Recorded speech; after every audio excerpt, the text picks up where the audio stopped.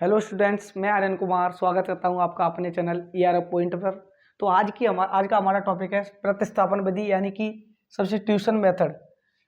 इस विधि के अंदर क्या करते हैं हम कि दो चर वाले रैखिक समीकरण युग्म नाम का एक चैप्टर होता है। उस चैप्टर में दो चर वाले रैखिक समीकरण युग्म लिखे होते हैं। उन रैखिक समीकरणों में दो चर के मान निकाले जाते हैं।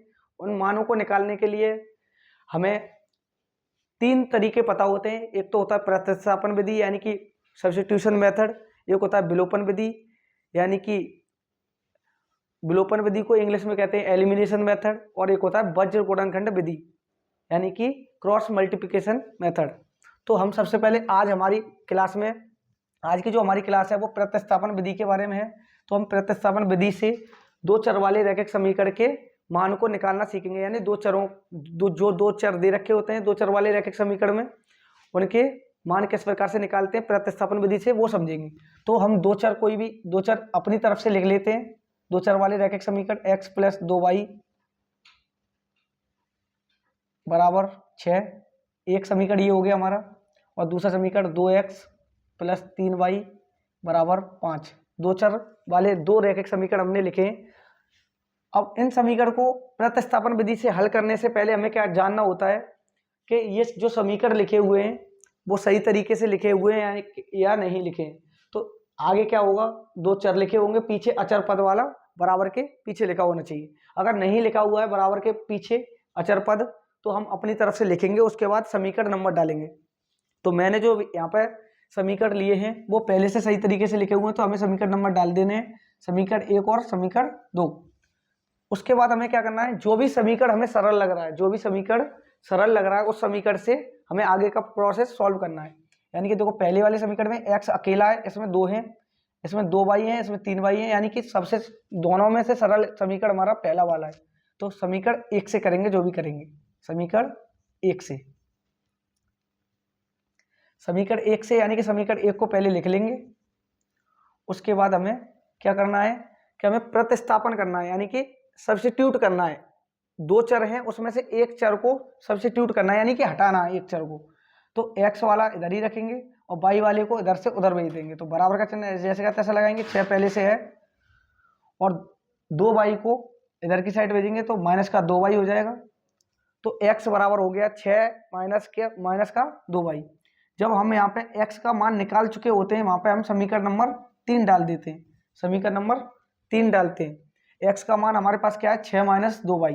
अब हमें क्या करना होता है, जहाँ पे जो हमने x का मान निकाला है उसे समीकरण 2 में रखेंगे, जिसका अभी तक हमने कोई यूज नहीं किया है। समीकरण 2 का मैंने कोई अभी तक यूज नहीं किया था, इसलिए मैं समीकरण 2 में जो x का मान समीकरण 1 से निकाला गया है उसका मान समीकरण 2 में पुट कर दूंगा। तो x का मान समीकरण 2 में रखने पर रखो तो क्या होता है, तो x का मान x की जगह पर रखा जाएगा, यानी 2 के गुणा में x लिखा है तो x का जो भी मान लगाएंगे हम 2 के गुणा में लगाएंगे। उसके बाद है 3y, तो ऐसे का तैसा लिखेंगे 3y बराबर 5, जैसा था वैसा लिख दिया। अब हमें क्या करना, 2 का अंदर गुणा करना है, तो 6 में 2 का गुणा करेंगे 12 आएगा, माइनस 2 का 2 में गुणा 4 और y प्लस का 3y बराबर 5 आ जाएगा।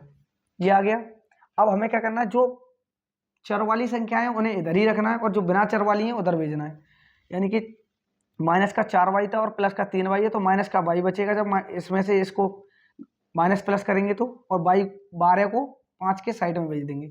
तो 12 जब इधर आएगा तो माइनस का 12 होगा और माइनस का y बराबर क्या होगा, माइनस के 7। अब यहाँ माइनस है, इधर भी माइनस है, तो माइनस से माइनस कट जाएगा, यहाँ माइनस से भाग दे देंगे दोनों पक्षों में। अब y बराबर आ गया हमारा 7।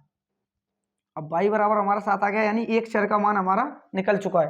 अब हमें क्या करना है, जो एक चर का मान y का मान जो निकला है उसे समीकरण 3 में पुट करना, और किसी समीकरण में पुट मत करना, क्योंकि सबसे आसान समीकरण हमारे पास क्या है, तीसरा समीकरण सबसे आसान है।